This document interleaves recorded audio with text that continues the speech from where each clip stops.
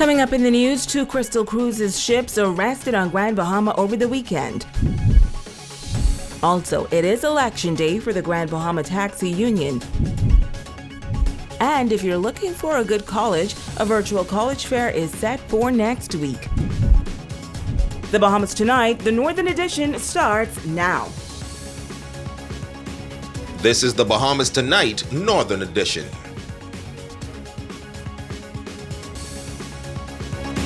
Good evening, Bahamas. I'm Shoshana Roll-Parkinson. As always, it is so great to have you with us. Topping the news tonight, 2 cruise ships taken into custody here on Grand Bahama. The ships were reportedly on the run from a U.S. federal court warrant and were arrested on Friday.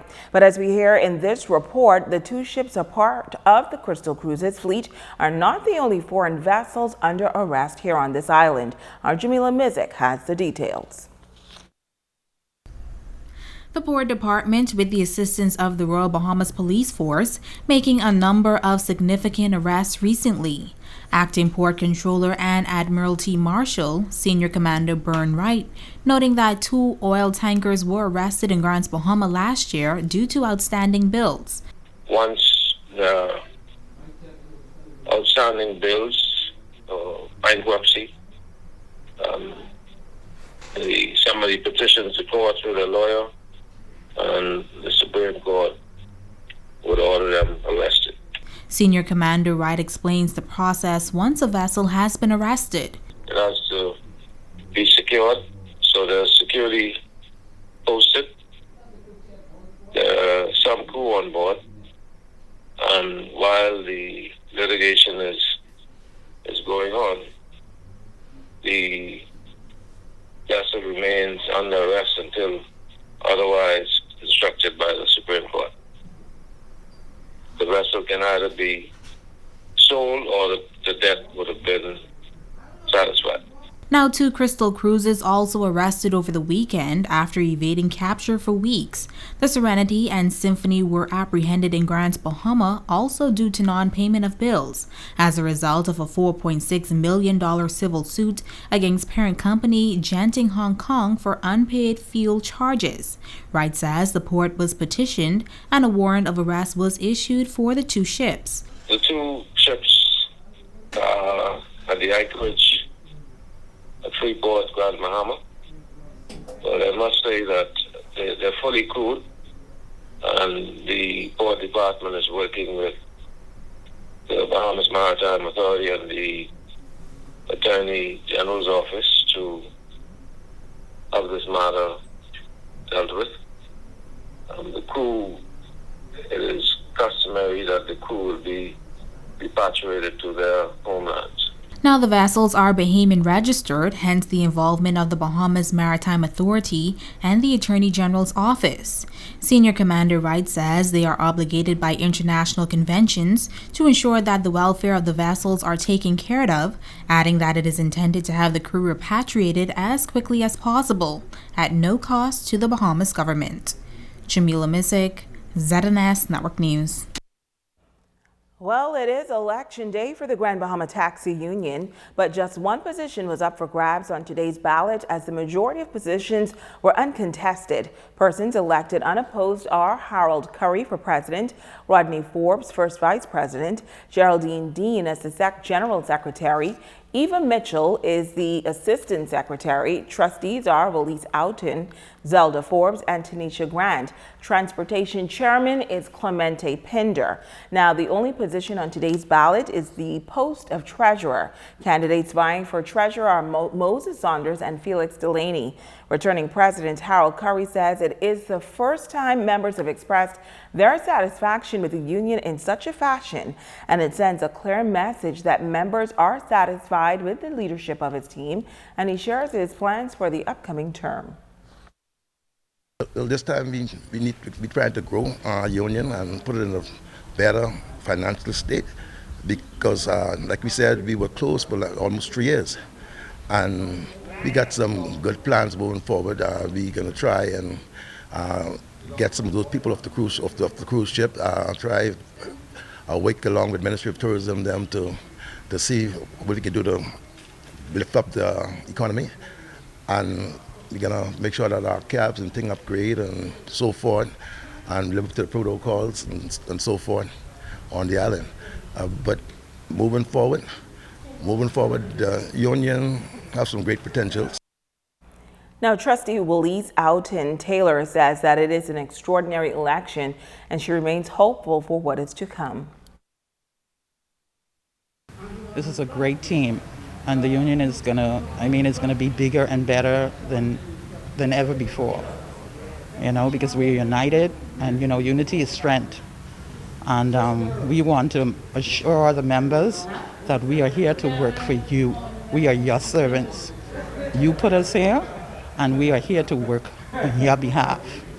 You are important to us, and we will make a lot of things realized in this union. In other news, newly elected members of the Central Abaco Local Government District have been officially sworn into office. The swearing-in ceremony taking place in Marsh Harbor on Friday past.